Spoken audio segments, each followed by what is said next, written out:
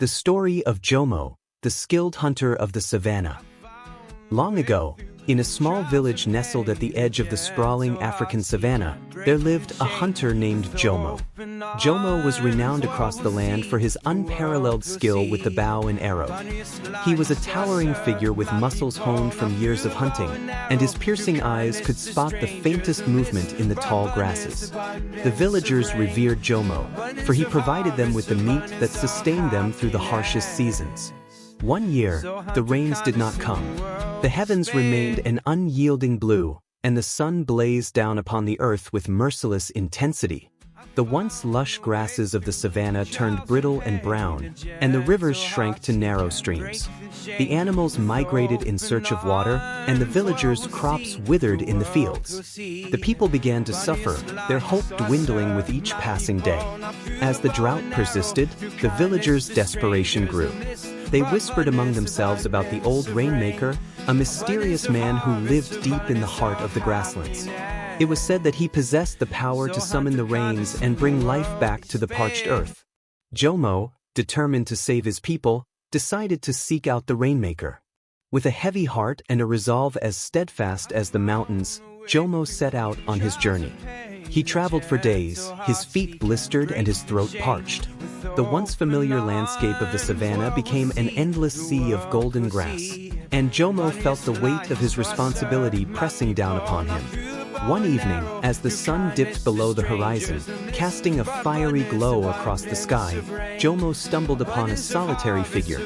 The man was cloaked in tattered robes, his face hidden beneath a wide-brimmed hat. His eyes, however, gleamed with a wisdom that seemed to transcend time itself. "Are you the rainmaker?" Jomo asked, his voice hoarse with exhaustion. The man nodded slowly.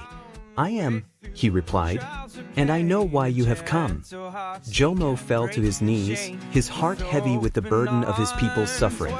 "Please," he begged, "help us. The rains have not come, and my village is dying." The rainmaker regarded Jomo with a penetrating gaze. "I can help you," he said, "but first, you must do one thing for me." Jomo's brow furrowed in confusion. "What now?" The rainmaker nodded. "You must." Before the rainmaker could answer, there appeared a man from nowhere. He was dirty, old and weary, and he looked like a man who had not eaten for days. "Greetings, old man," said the rainmaker. "How can we help? I am weary and hungry. Please may I have some food? I'm almost dying." The rainmaker looked at the old man and said, "Sorry, I got no food and I am equally hungry." He looked at the hunter who looked down in meditation, for he had a pouch with barely enough food for himself. It had a last piece of dried meat and a few grains of millet. He thought of the culture of the savannah people. He forgot his own hunger and unslung the pouch of food around his waist. Why, kindness was a cultural thing ingrained within the community. Such good gestures always paid in the end, he knew. Then he said, "Yes, I know I'm hungry, but I think you too deserve the food because you are in more need than I am." And so he gave it to the two, who devoured it eagerly and hungrily. They just left a bone for him to munch. He didn't complain but accepted it quietly. Jomo watched as the traveler mostly devoured the food, his own stomach growling with hunger. He felt a pang of regret, but he knew he had made the right choice.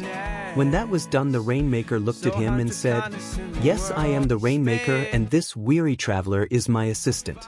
Since you've been kind to us, we will grant you your wishes. Thanks for sharing your last meal with us." Jomo was baffled and couldn't close his mouth in a hurry. So that had been a test. If he had failed, he would have failed the whole village. Fancy the elders sending someone like him.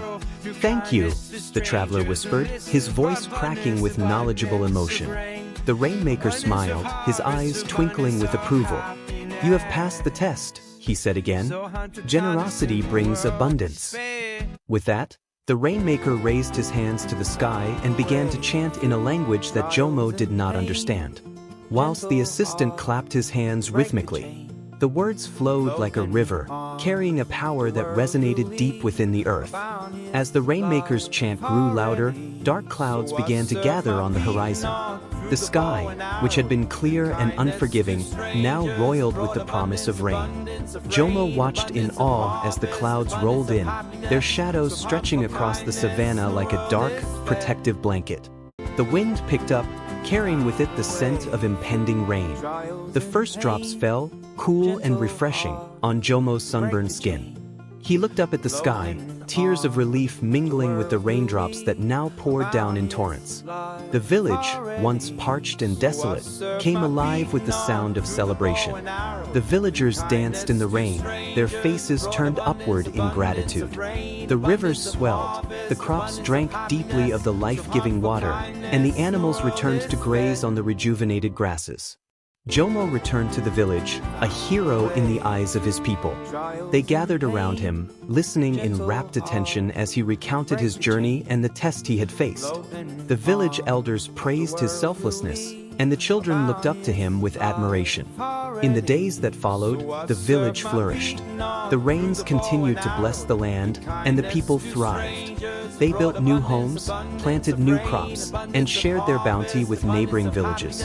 Jomo, though still a skilled hunter, found that his true strength lay not in his physical prowess, but in his capacity for kindness and generosity. The story of Jomo and the rainmaker became a cherished legend, passed down through generations.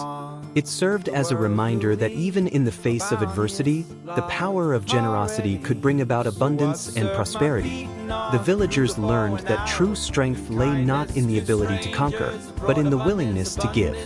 Years later, as Jomo grew older, he would often sit by the fire and tell the story of his journey.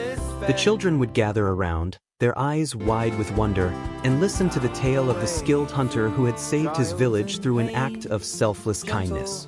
And as they listened, they would learn the timeless lesson that generosity, even in the smallest of acts, had the power to change the world. I hope you have enjoyed the story. Please do like it and subscribe.